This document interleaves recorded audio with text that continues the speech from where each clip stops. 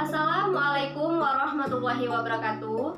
Saya Dera Aulia dari Program Studi Pendidikan Sekolah Dasar Universitas Samudra ingin menjelaskan tentang hakikat IPA, pelajaran IPA di SD, dan teori belajar IPA di SD.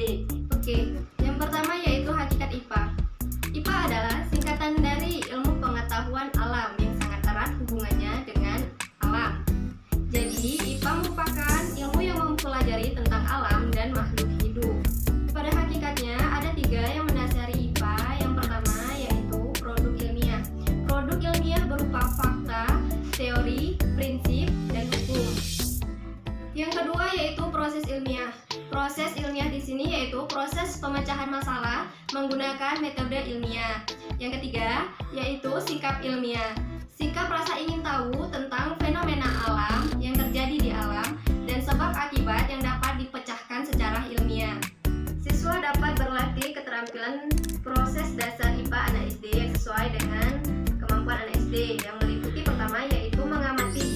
Mengamati di sini yaitu proses penggunaan indera untuk mengamati suatu objek ataupun kejadian. Yang kedua yaitu mengklarifikasi. Mengklarifikasi di sini yaitu pengelompokan objek ataupun kejadian yang sudah kita lihat. Yang ketiga yaitu mengukur. Mengukur yaitu proses mengukur kuantitas yang belum pasti diukur. Yang keempat yaitu menyimpulkan. Menyimpulkan di sini yaitu membuat kesimpulan yang sudah ada datanya dari yang kita kumpulkan sebelumnya ataupun yang sudah kita teliti. Yang kelima yaitu mengkomunikasikan. Mengkomunikasikan di sini bisa secara lisan ataupun tulisan. Materi yang ketiga yaitu teori pembelajaran IPA pada anak SD. Yang pertama dari teori behaviorisme.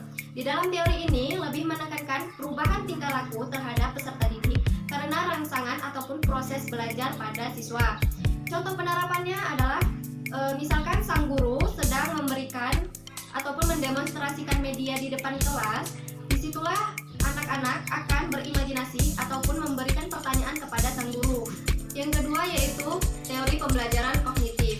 Teori ini itu lebih sering mempraktekkan ataupun mendemonstrasikan sesuatu di depan kelas. Contoh penerapannya, misalkan dalam pembelajaran IPA yaitu arus listrik.